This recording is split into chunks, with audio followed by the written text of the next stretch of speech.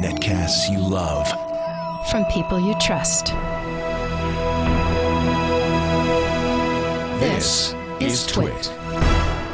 Bandwidth for frame rate is provided by CacheFly at CACHEFLY.com. This episode of Frame Rate is brought to you by Ford, featuring available sync with My Ford Touch. Sync with My Ford Touch gets you to your destination with integrated turn-by-turn directions and directional arrows displayed on screen. Check it out in the new 2012 Ford Focus and at Ford.com/technology.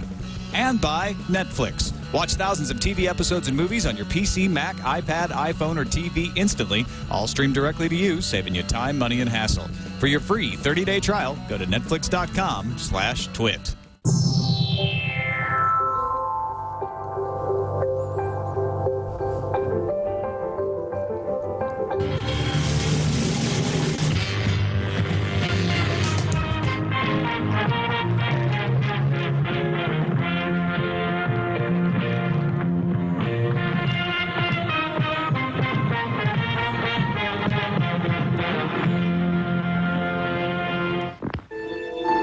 Once a simple toy maker.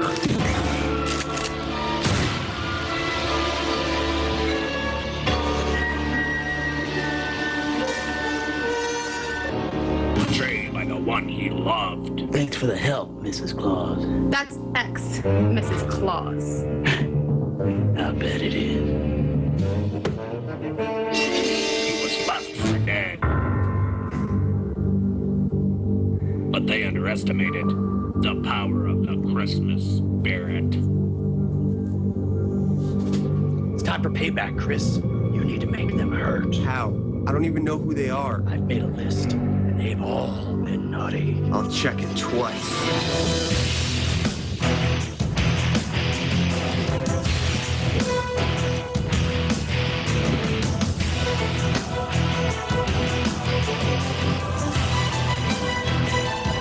He must be stopped! Santa's gone rogue! Ho, ho, ho! Chris, wait! This year, Santa decks the out of your halls in. Santa Claus is coming to town. Mother.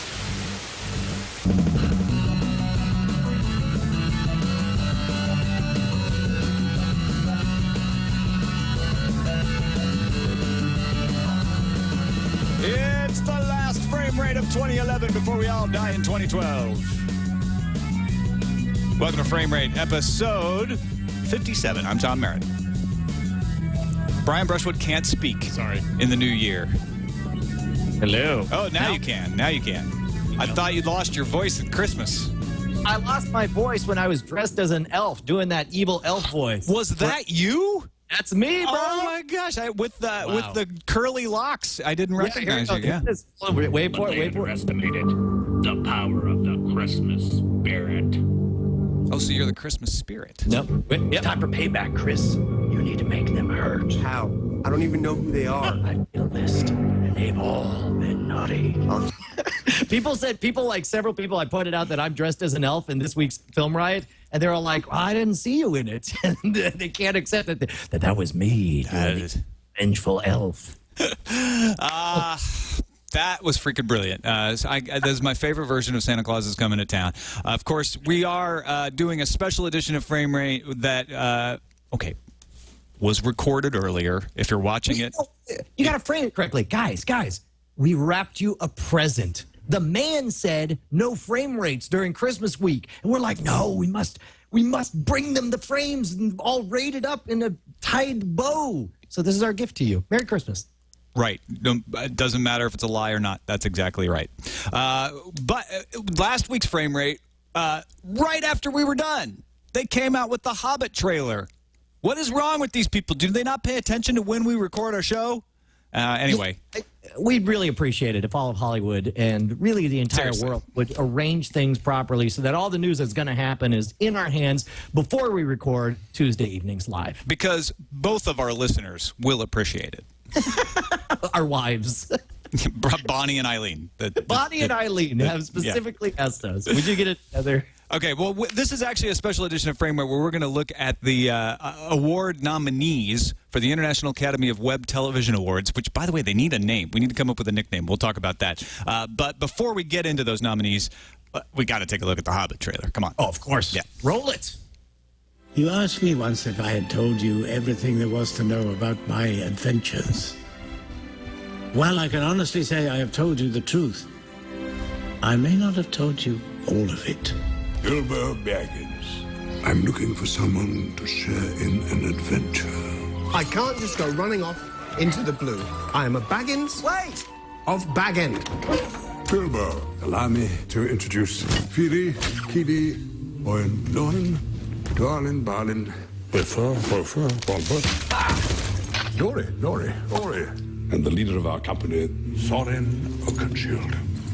Far over the misty mountains cold,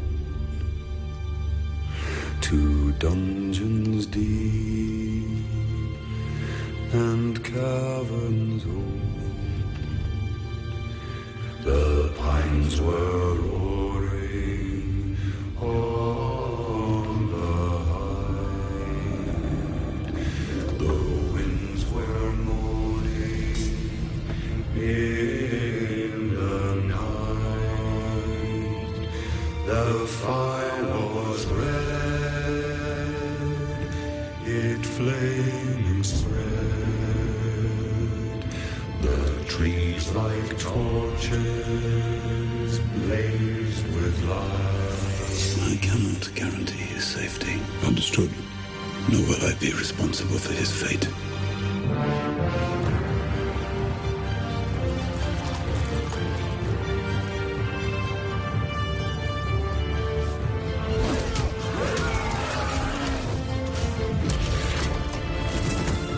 You'll have a tale or two to tell when you come back. Can you promise that I will come back? No. And if you do, you will not be the same. My name is Bilbo Baggins. Bagginses. What is Bagginses? Precious. I love they put the Lord of the Rings theme right just a tad. Oh, I didn't even pick up on that. Yeah. That's brilliant. The ring, because the ring. I think that, and weirdly, the complaints I heard about this is that they were trying to epic up the story of The Hobbit and make it more like Lord of the Rings. And you and I were just talking about this before we started recording. My whole thing is The Hobbit was epic. It was an epic book that just is totally overshadowed by the utter epicness, the definition of epicness that was the entire Lord of the Rings story afterwards. Yeah, and we don't see any effects, right? This is just stuff that looked good enough to put in a trailer a year in advance of the movie coming out. So we don't see smog.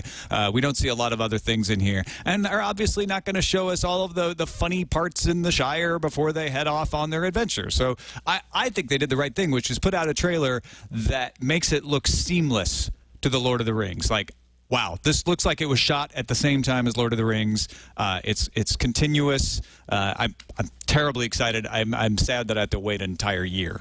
Let me set this up before I explain how I feel about it. I read The Hobbit and loved it. Totally loved The Hobbit. I started to read Lord of the Rings, and I actually gave up around the time of Tom Bombadil, and it was 8 freaking billion songs about, oh, let me sing another song from Tom Bombadil, and I just lost interest. Then the movies blew me away, and I watched all the movies. Loved the movies.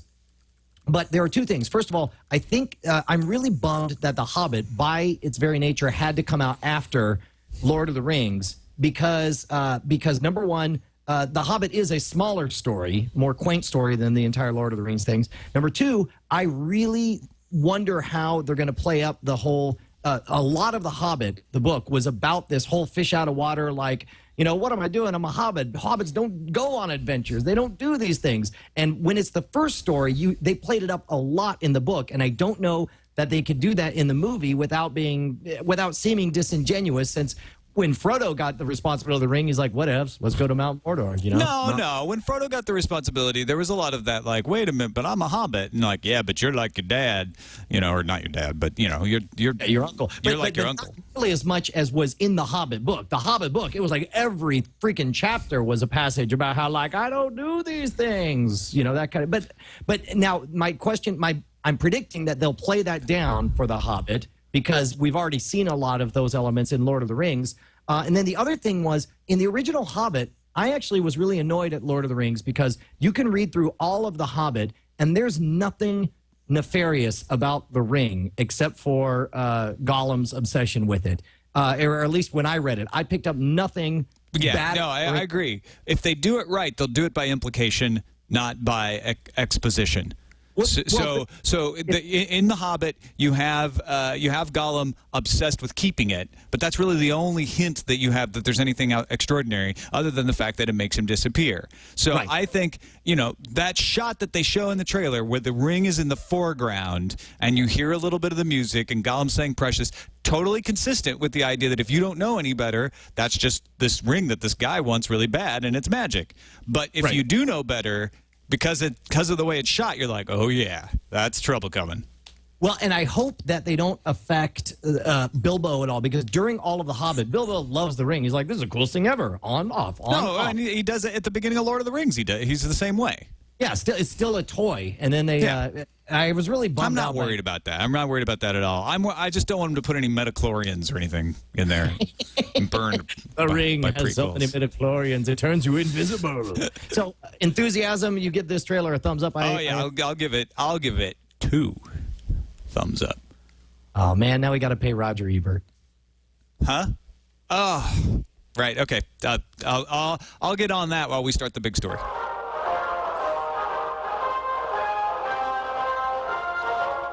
This just in, the big story. The International Academy of Web Television, full disclosure, of which I am a member, is holding its awards ceremony at the Consumer Electronics Show January 12th at the Venetian Resort Hotel and Casino. Thursday evening, I think it's 5 p.m., they will award web television its highest honors. They've been doing this for, 3 or 4 years. I remember the first year that they did it, Brett Rounceville was up against William Shatner in a nonfiction category. And betrayed because Shatner's got more juice. But meanwhile, Amtrak was the real story. But that was the brilliance of IAWTV, is that somebody like Shatner and somebody like Amtrekker could be in the same category for an award because it's just web video. Yeah. Well, I mean, first of all, let's stop saying it's just web video. And also, let's point out that you got to take the word web. Well, let's not say, Tom, because you said it's just web video, that's obviously negative. I say it's just web video, meaning like it's about the video, not about the industry or the money or the star power. It's just about the video. Let's take the web out of it.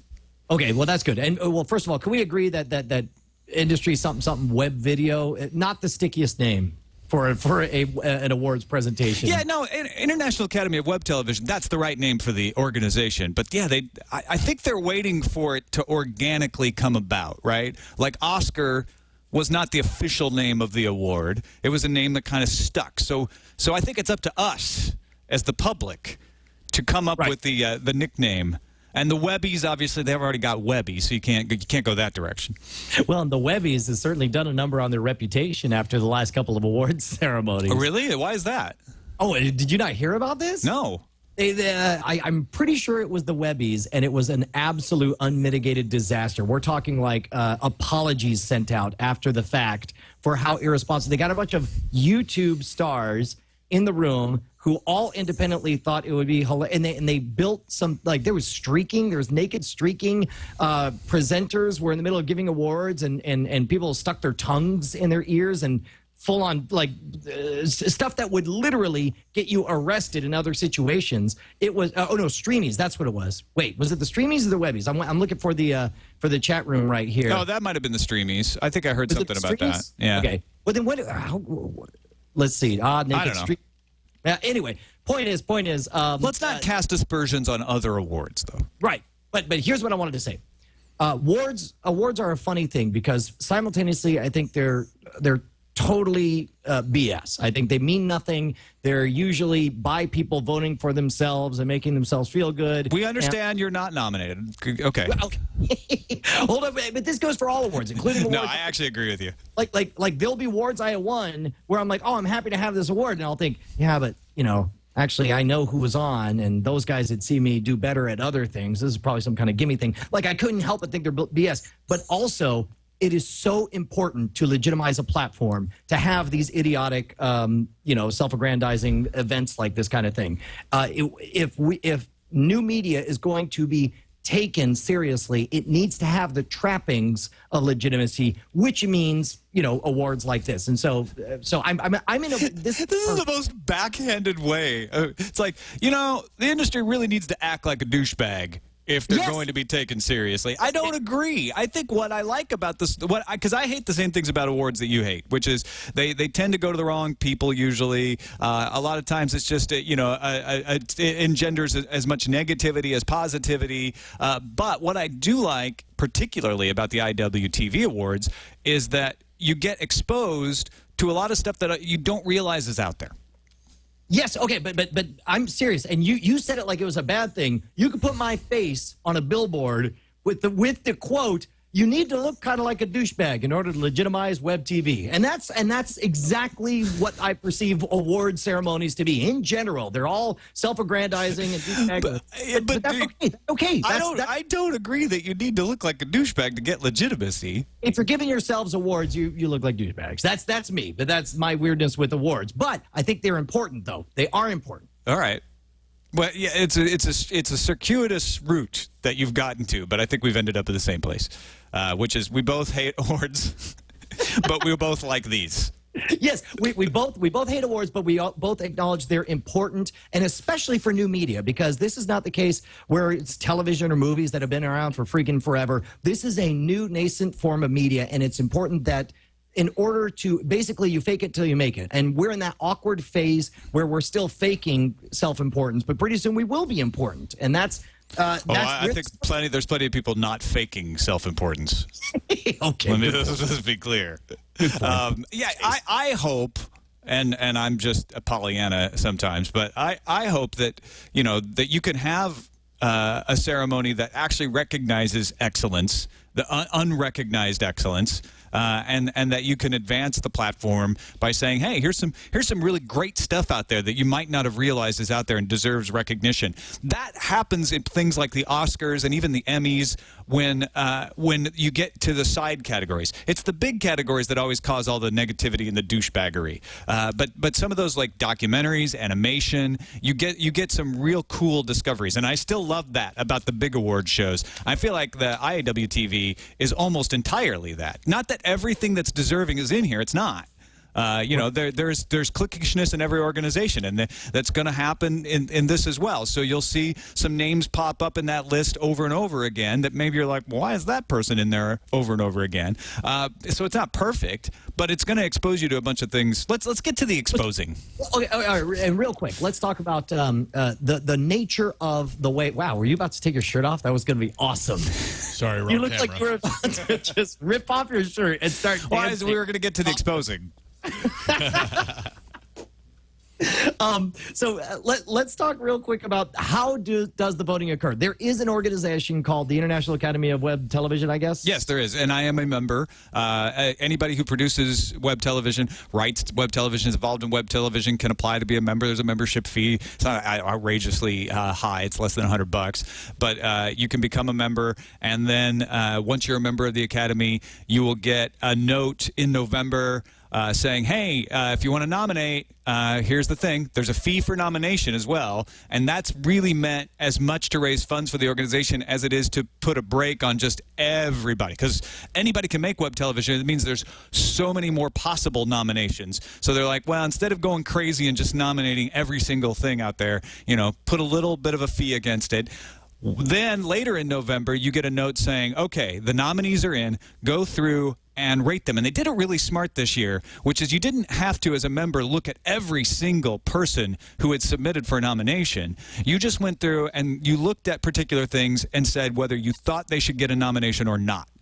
And you could do as many as you wanted. in as many categories as you wanted, but they used a kind of a ranked choice system to determine at the end which got the most votes for nomination and therefore became the nominees. This is one of those funny things because you could be sour grapes on both sides. It's like, well, on the one hand, oh, I get it. You pay to get in. And yeah, you right. Pay membership and then you vote. But on the other hand, there are awards like the Podcast Awards, which is all based entirely on vote as many times as you want, once per day, your favorite things. So then, like, literally, those people seriously are giving themselves an award in that they're just having a contest to measure their influence with their listeners or followers. So it's, I mean, and again, this goes back to our weird feeling about awards in general, but it's like you got to decide, do you want this populist kind of thing where you and your angry masses can give yourself an award, or do you want what the perception of an elitist thing of thoughtful individuals? Maybe it's a relatively a less efficient way to get nominations in, but at least you have people who take their job seriously as a jury to figure out who should be the ones to get the awards. Right, and then when it goes to now the nominations are out, what's happening now is we can go in as members and vote and say, okay, this is the one, and it's a more straight-ahead vote. This is the one that I think should win in every category. Right. And again, the idea is the podcast awards that are out there that you've heard of are a people's choice system, which is one way of doing it. This is an industry way of doing it, saying the people who are making web television should be the folks who decide what the best web television is. So this is what the insiders think, and this is the people's choice. They both have their values. And let's face it, when you look at the Oscars, you know, you see these movies that made only $10 million at the box office, but the reason that they're up there is because the people who make movies, these are the movies that those people like. Whereas if you want to go with the people's choice for movies, look at the box office receipts. Follow the NSFW movie draft. That's where you see the real people's choice as far as what they want to go see in the movie theaters. All right, enough talk about freaking award shows. Let's talk about the freaking nominees, because that's what's more interesting. We're going to talk about as many of the categories as we can. Let's start with Best Comedy. Gigi, Almost American, from My Damn Channel and the BBC, is a blending of physical comedy, irreverent humor, and absurd situations. Gigi is a non-English native speaker and doesn't have much street smarts, fashion sense either. But he won't let that stand in the way of his American dream, and it stars Josh Gad. Have you seen this one before? Not until it was nominated, no. Thanks, brother. I don't want to work. I don't want to work. I don't want to work. Donate! Blood drive today! Come donate for a good cause! Donate good cause? Yes! Thank you so much! We appreciate all the help we can get. Come right in. Okay. Here you go. Hi. Kind of a fat Borat. Donate. Oh! A nicer fat Borat. Yeah, put that on your billboard. Tom Merritt says you're a fat Borat. Poor fat. A lot of people know Josh Gad. Some folks out there may recognize the name. He's a pretty funny guy. And My Damn Channel's been around for a while, so they do a lot of different shows. Next nominee is something called Pretty. Again, not one that I was familiar with before, but it is available at prettytheseries.com. And the TV lineup did a review of it. And that's, let's see, what does it say? A mockumentary that spoofs kiddie beauty pageants in its third season of not saving the drama for their mama. The outrageous and sometimes wince-worthy show follows 5-year-old Annette's pageant trajectory, which is piloted by her dad, Michael. To make things weirder, Annette is played by a grown woman, Stacey McQueen. The stage fright, that's all.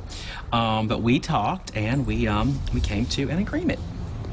Daddy says he'll get me a unicorn. That's just creepy.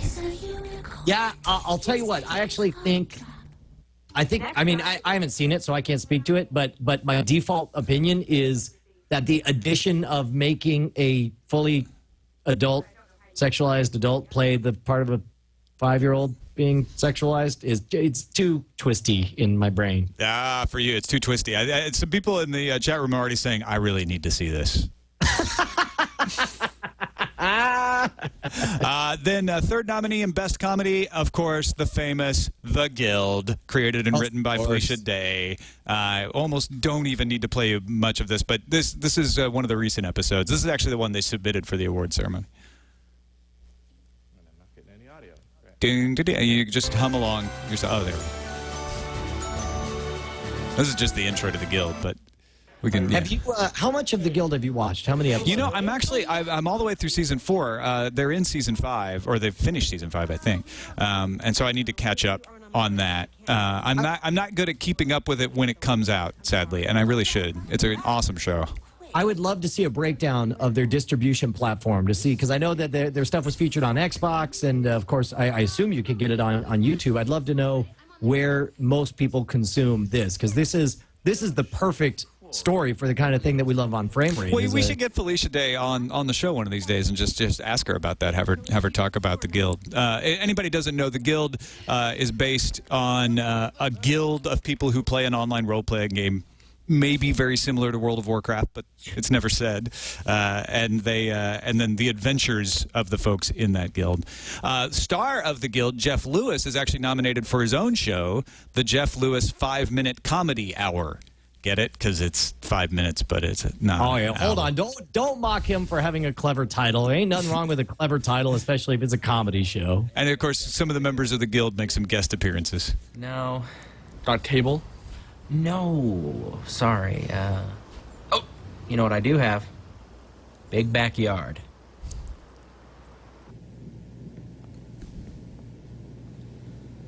That's great. Super awesome. Listen, guys, just go out and play. Play what?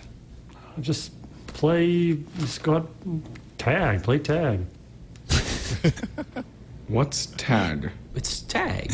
Each episode is a different sketch. So it's not those aren't like regular characters or anything. It's just good sketch comedy. And Jeff Lewis is hilarious, so I like awesome. And then the final Best Comedy nominee is Video Game Reunion from GameTrailers.com. I love the concept of this. Well, once great video game heroes of the 1980s gather together for a reunion. Here we go.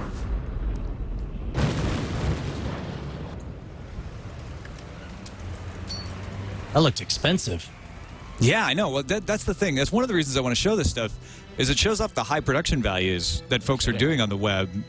You know, sometimes they're funded with deals like through Microsoft, like Felicia Day. Other times they're totally indie, but they're usually not getting the kinds of funds that television gets by any stretch.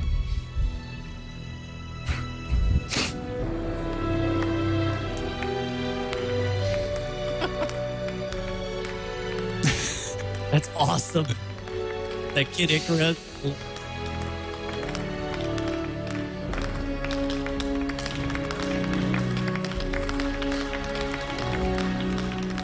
I hope this isn't too spoilery. This is the beginning of the video right here.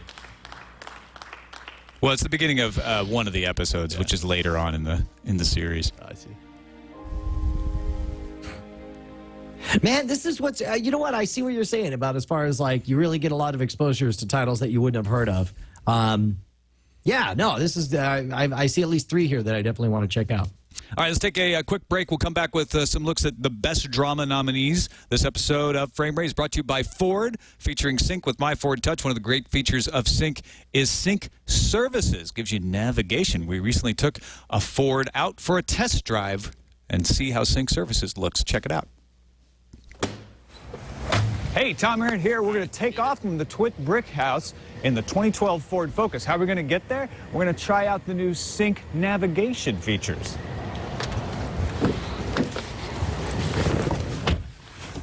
Okay, so if you plan ahead, you can actually use Google Maps and MapQuest or the mobile app Sync Destinations to plan your destination ahead of time, and it'll be available for you in the car. I didn't plan ahead that well, so I'm going to show you how you do it when you just start off from scratch. Navigation. Navigation. 460 Kenilworth Drive, Petaluma. When ready, press the voice button and then say set as destination. Set as destination. Setting destination. Maybe I'm good. All right, let's go. In 1/10 of a mile, turn right. See, it just tells me. Turn right onto Kenilworth Drive. So we had this weird little U-turn there, but map showed me where to go. Not a problem. Your destination is ahead on the right. There it is. Play dog play. Just like it said, destination on the right. You have arrived at your destination on the right. Route guidance is now finished. So that's how Ford Sync with My Ford Touch gets you to your destination with integrated turn-by-turn directions, arrows on the screen. You know exactly where you're going. It's available in the 2012 Ford Focus, and you can find out more about these Ford technologies at ford.com/technology. I'm going to pick up my dog now. Hey, buddy. And of course, the end of the set is an excuse for me to get my dog on the show. I can see how, like, this is the genius of Tom Mayer. Like, I got to pick up my dog from doggy daycare. Hey, boys, let's film a commercial. I've got a great idea. And we thank Ford for their support of Frame Rate. Let's look at the nominees for the IAWTV Awards for Best Drama. First up, Aiden 5. It's a series that apparently William Shatner calls impressive and innovative. Produced in the heart of Columbus, Ohio, based on the 48-hour film festival short Aiden 5. No budget, sci-fi web series made solely with an all-volunteer cast and crew. The goal was to create an ambitious series with creativity and determination set in the year 2064. It chronicles the journey of a detective who must unravel the mystery behind the serial killings of his own clones. Oh, wow. 2061. In a homemade lab deep in the underworld. My 4 sisters were born at exactly the same time as me. The boot-up serum is called Incept 2.0. Infinity owns the only patent, but anything is for sale in the black market. Language, human protocol, and functionality were stamped into the wet clay that was my brain. And just like that, I was. It says his on the website, but it looks like a her. Well, no, maybe this is the first set of it. Yeah, that's good. They wanted to make more. Maybe the serial killer killed them all. Ah, that could be. What I love about it, though, is, you know, it's definitely low budget, but that doesn't mean it looks awful. Well, and they made some clever choices to use what they had and make it look good. This is the sign of a maturing medium, because the easiest stories to tell are the ones that like comedy is the first thing. You actually look at video games, right? You start off, and the hardest thing the easiest thing to do in a video game is make it scary. So you do Doom type things, where everything's gotcha scares. And we saw a lot of that in the early days of web video with screamers, that kind of thing, to get a big reaction out of you with very little cost. Then it's comedy, because comedy you don't need a lot of budget for. All you need to do is have a funny idea, and the shabbier it is, the funnier it becomes. And then you get your homemade successes like your Annoying Oranges and so on. But to have a legitimate category for drama, a drama, when you think of the greatest dramas, you tend to think of the highest production presentation experiences on the big screen. And then recently you start to see great drama on television, and more recently cable television has finally graduated to legitimately awesome dramas. So to start now and see the early outliers for great dramas on web television and new media is really a good sign for the health of the industry. Anyone But Me is the next nominee. It goes back to 2008. It's been running for a while, and it follows the lives of a group of teenagers in New York City and Westchester County, New York. It centers around a character called Vivian McMillan, a 16-year-old lesbian whose father's illness prompts the two of them to move from Manhattan to Vivian's maternal aunt in Westchester, roughly 30 minutes away. Seriously? You don't see how this is hypocritical?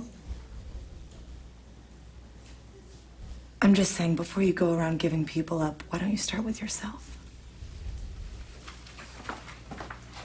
I don't know what just happened, but somebody just got burned. Yeah. Now, see, this may not be your cup of tea as far as a type of show, but again, look at the acting, look at the production value. This is as good as anything you're going to see on the CW, and probably better. Put that on a billboard. I don't mean to damn with faint praise. I'm just saying these are the kinds of shows that you see on network television, but this one's got more depth, and it's being done independently. Yeah, and I'll tell you that this is another thing, because in addition to the internet bringing us a distribution model that allows great content to instantly go global, worldwide, completely viral, we're also in an amazing period where technology has gotten so cheap that it's indistinguishable. The level of quality. I just shot a pilot with Ryan Connolly over at Film Riot where we set up for the shoot, and I looked at all three cameras, and none of them were traditional video cameras of any kind. There were three Canon, like, you know, T2i over here, and I forget all the different names of them. But meanwhile, the output he's going to create is going to look absolutely top notch. And it's an amazing fusion of the right distribution and the right equipment to create it, allowing for extremely high quality performances to come from nowhere. As long as you got talent, you can rise to the top nowadays. Cell, the web series, Austin, Texas-based science fiction drama web series, debuted in February of 2010. It's about a man who wakes up in a cell after a night on the town, and when he realizes he's not in jail and he's not alone, he fights to stay who he is while helping someone else remember who they were. So it started streaming exclusively on Coldcast TV. It tried to do some YouTube, but YouTube had some restrictions for a while. Now it's expanded to Blip TV and YouTube. It's won some independent television festival awards, some cinema awards. Actually won the Cinema 2 Écran in Geneva, Switzerland. This is the kind of action, sci-fi, drama sort of stuff that I think the audience is into. And yeah, here, now we're getting a chance to take a look at it. It looks pretty good.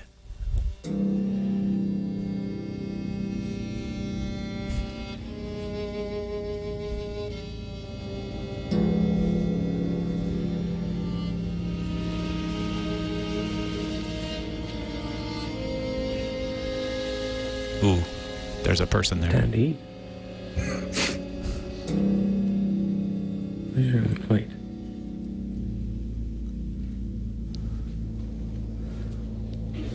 This is kind of. Let's go ahead and skip ahead, Jason, and see if we can get a little more. This is very mysterious, though. This is one of those long setup, tense moments. Well, and this they is don't translate well for a clip. This is one of those unfair moments where the very nature of drama means a lot of build-up, and of course, you know, there's not a great the fun. We're already laughing at the comedy. Yeah, and that's just that's the nature of the drama.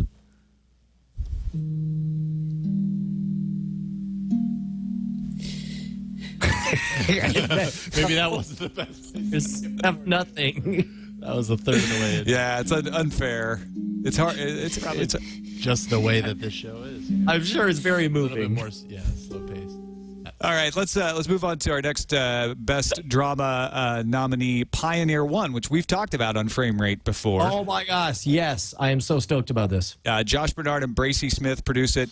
It's funded purely through donations, and first series created and released on the BitTorrent networks. It's a serialized drama about a spaceship entering Earth's atmosphere, triggering a massive response from the American government. The ship has spread radiation over hundreds of miles of rural Montana, and officials are quick to bring up the possibility of a terrorist attack, specifically the detonation of a dirty bomb. However, the idea is discarded subtly by the leading investigator, asking the rhetorical question, who would launch an attack on Montana? They're nice people.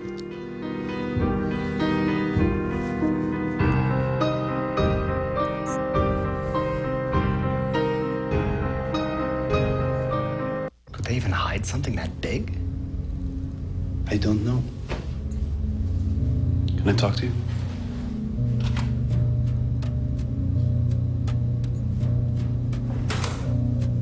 Jane says Yuri will be ready to talk when he wakes up. I want you in there to translate if he starts up in Russian. What about Jane? She doesn't speak as well as you do. And anyway, I want a second person in the room to confirm what he says. You don't trust her? It's not about trust. I just want someone to be there that doesn't share a relationship with the kid. What about these two? I don't want them left alone. Yeah, agreed. Get the Leo or Vernon to babysit. They're not doing anything anyway. Now remember, this is entirely donation-funded, independent production, and probably not the best segment that we lucked into there.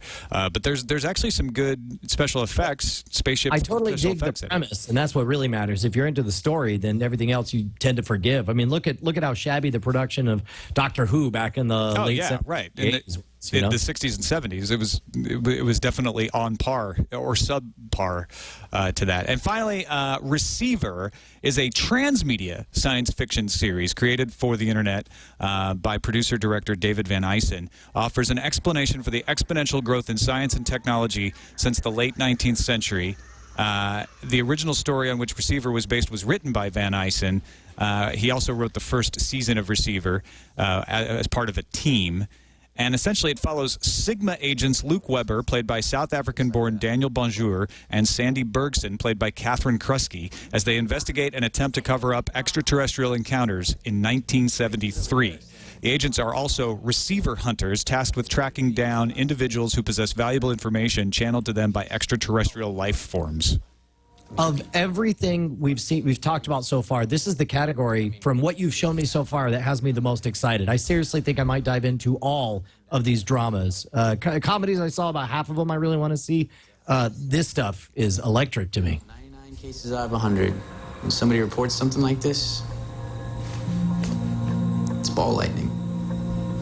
Sometimes an experimental jet. Every now and then, weather balloons.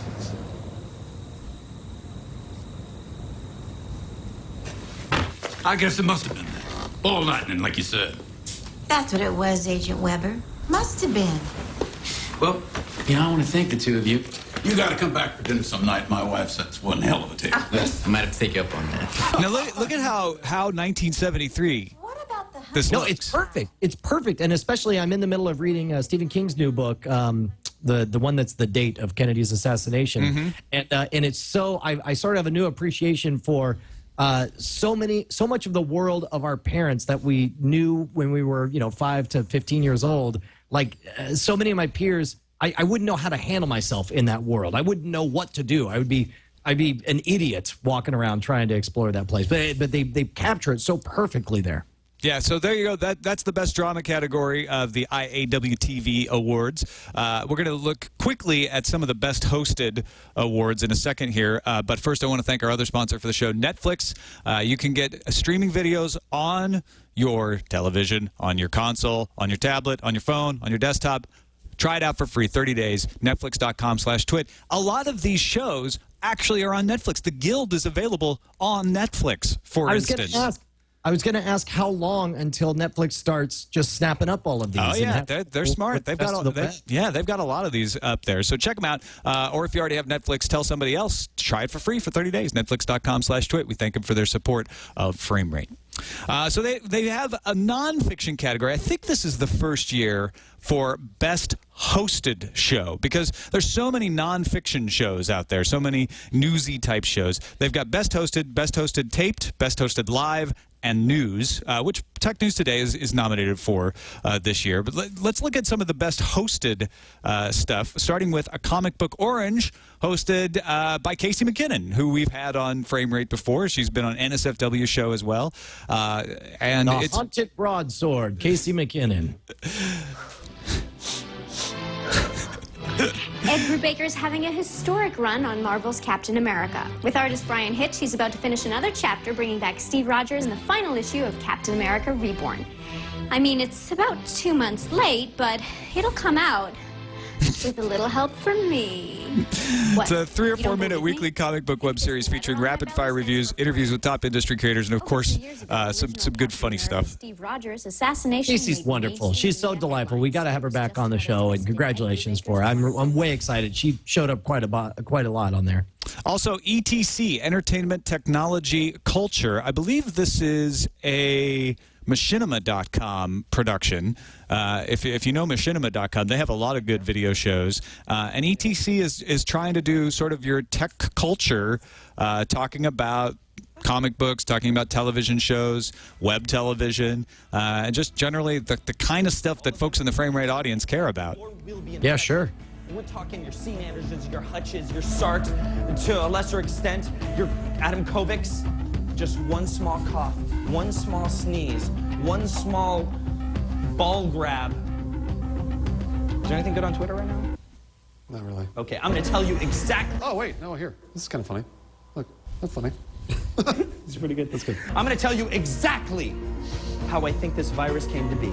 Justin contracted it through teabagging Ian's desk. He then gave it to Phil via fist bump. And he, through some sort of sexual harassment... This is obviously around the time of Contagion. After which Scott, unknowing, head nodded to Lawrence, transmitting it to him. And then Lawrence, as he always does, used the refrigerator as a urinal, transmitting it to every single person in the company. Now, I should probably... Another best hosted taped is Immersion, which is another Machinima.com show. Or, I'm sorry, no, it's not. It's a Rooster Teeth show. My mistake. And it's Right not... here in Austin. They're not making it anymore. I hope it comes back. But the episode that they submitted for consideration is fantastic. They're talking about Left 4 Dead. They're talking about first-person shooters. They're talking about all of the guns people use. And so they decide to find out... if these guns actually work in real life the way they work in the game. Got a bunch of actors to dress up in old clothing and walk around like, but there's only one problem with that. We can't shoot them. We can't legally shoot them. So I asked Griffin to come up with some kind of alternative for us. Griffin, what do you got? Well, I've got these zombie dummies on rolling platforms. Uh-huh. The bodies are made out of PVC pipe, paper, tape. The arms are made out of wire. And I see here we have a nice watermelon for a head. And for added measure, we went ahead and carved some faces. Wow. I love it. I love it. It looks both spooky and delicious. And if there's one thing It's kind of like Mythbusters for video games. Totally. Yeah, that's fantastic. The head, the better they'll be. I want to see. Can you skip ahead? Can we see how it turns out? Let's do it.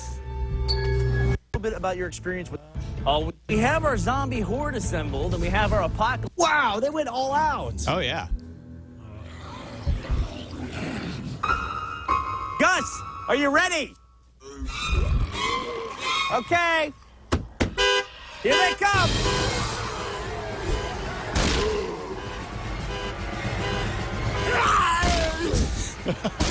How much fun would that be? Oh, my gosh. I can't imagine.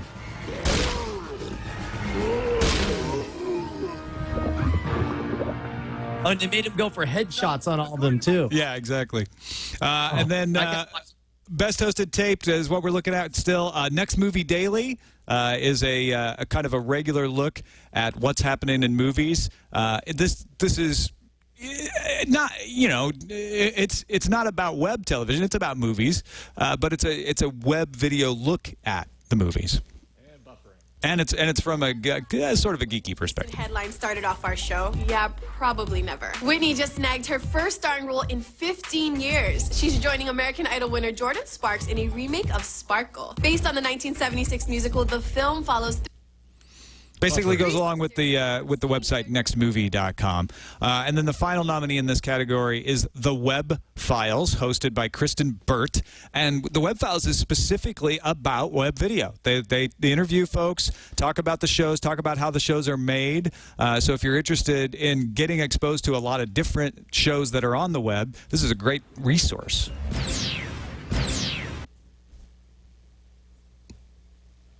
We got there just in time for the end of the credits.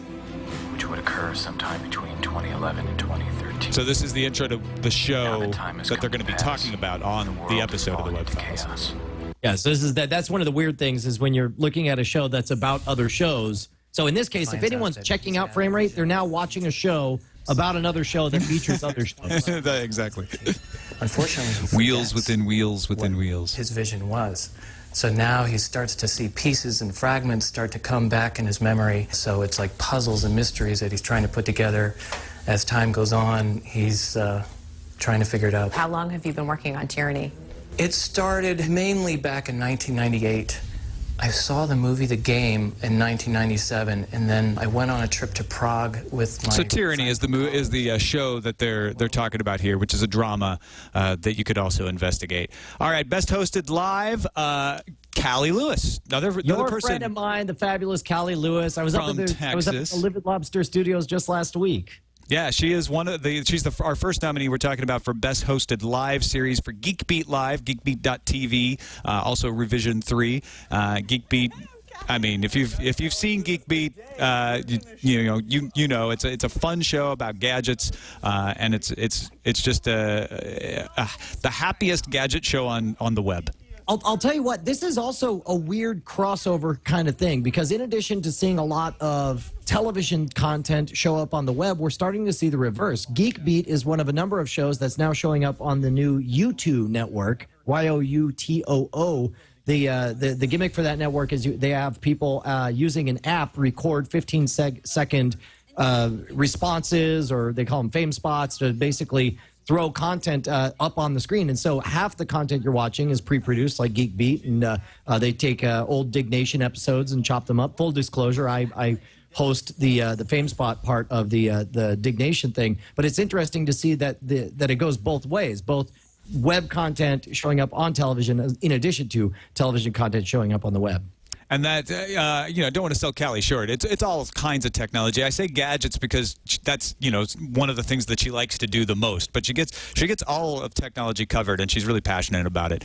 Our next one is Indie Intertube, which has been running for quite a long time. It's every Wednesday, 4 p.m. Pacific to 6 p.m., and it's dedicated to independent internet television and web content. So it's a nice live talk show that features different interviews. And again, another way to expose yourself to cool web television series that you might not know about. Next Saturday? Yeah. 9 to 3. It was funness. It really was. We should probably skip into maybe one later in the show, because like a lot of live shows here on Twit, they start with a lot of banter and getting into the show. Getting ready to get ready. Yep. Low level too. So here they've got the cast on and doing kind of a group interview. That's cool. And they are still a little hesitant to make a big risk jump, whereas in a web Doesn't go any louder than that. The next one is Kevin Pollak's Chat Show, weekly interview program hosted by the comedian and impressionist. You might have heard of Kevin Pollak. It's hosted over Ustream, airs live every Sunday at 3 p.m. Pacific from Mahalo's studios, mahalo.com in Santa Monica. And he gets some pretty high-level guests. You see in the intro, he's got Felicia Day. He's got some other like L.A. stars, because he records it down in Santa Monica, so he has access to those people. And it's fun. It's actually a really funny show. It's interesting to me to see stuff like this, where it's like there's a lot that the internet can do through Skype. We can have guests from all over the world. My co-host on NSFW, I think maybe 4 episodes we've been in the same room. The rest of them we've always Skyped in together. But for all that, there's an irreplaceable commodity to having all of your performers live within 100 miles of your studio. And I think that it's a massive benefit to someone like Kevin Pollak, who's connected and a genuine celebrity and able to pick up the phone and get all these interesting people right there in studio with him. Stupid for Movies at stupidformovies.com is hosted by LA Film Critic Association member Mark Kaiser and Wade Major, and it's a live weekly look at the best and worst in movies. So again, not about web television, but a web show that can introduce you to a lot of aspects of the movie industry you might not have been aware of. They do a buy, rent, or burn recommendation on DVDs, for instance, and just a good live show Thursdays at 8 p.m. Pacific. Dorks who know what they're talking about. And on December 12th, Wade and I and the other 46 members of the LA Film Critics Association will be voting on our year-end awards. Is that what you call it? Yes. It's chaos, It's chaos. It's Best Actor, Best Picture, Best Director, the whole thing. It's like 4 dozen people sitting in a room, total chaos for 4.5 hours until somehow we emerge with winners. So what will happen between now and December 12th is that Wade and I will probably, and I'm not kidding, we will watch between now and December 12th probably 30 movies. I've got on my list of must-see films that are all effectively in contention, one of which I knocked off this afternoon, so I think I'm down to about 24. 24. Yeah. And then finally, what's trending with Shira Lazar in the Best Hosted Live? You've probably heard about this because of the fact that she was on CBS, and then there was the Twitter incident, and then now she's off CBS, but she's still doing the show independently. It's 2 celebrity panelists discussing news that's currently trending or has been during the week, and she gets some big-name guests. She's had will.i.am, Mark Cuban, Stan Lee, Drew Carey, Greg Grunberg, which, NSFW show also gets Greg Grunberg. Okay, hold on. Don't disparage my little show, NSFW. Why do you got to take that as disparagement? I was putting you in the same category. That's right. We've had him on 3 times, I'll have you know. Yeah. In all caps trended this past Saturday night and through Sunday as people posted messages to Jamie and comments about cyberbullying and intolerance.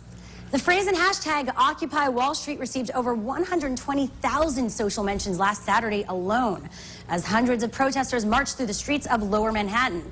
The demonstrators were and still are opposing what they see as the corporate greed of Wall Street. Although the Occupy Wall Street protest was smaller in numbers. So we're running out of time, Brian. There's a ton of other categories here. If you go to IAWTV.org, you can find all the nominees. There's Best Animated, Best Documentary, Best Variety, Best Educational, Best News, as we mentioned, Best Writing for drama, comedy, and nonfiction.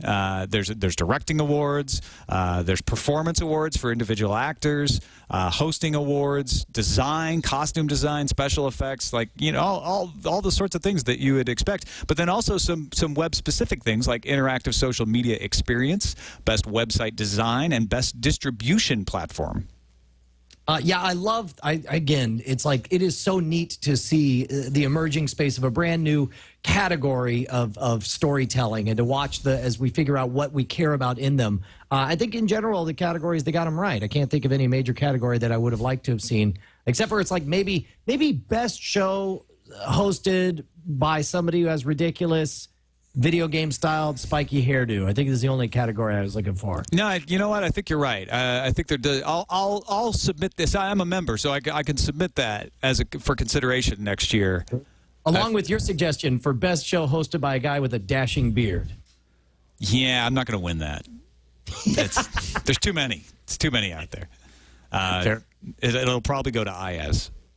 So we obviously have not had a lot of time since the last episode for feedback, but I did find one email that showed up to us. I know we got to wrap up here real quick, but since this whole episode we've been talking about stuff you guys got to try, Brian Servin sent us 3 days ago, "Hey guys, just wanted to send a quick note to you about Black Mirror. You have to watch it. There have been several failed attempts at modernizing Twilight Zone, but this miniseries wholly embodies the dystopian quasi-future that Mr. Serling envisioned in much of his work. It's a shame that there's only 3 episodes." Oh, that's cool. I want to check that out. Nicely done. Thank you, Brian. Brian Servin, and thank you for reading it, Brian Brushwood. Yeah, no thanks to you, Brushwood. Why is everything I say today, you're like, oh, insulting me again, Merritt? No, it's because this is an unusual gift. We're giving them the gift of awkwardness. Yes, a gift that keeps on giving, I have to say. Right. Yeah.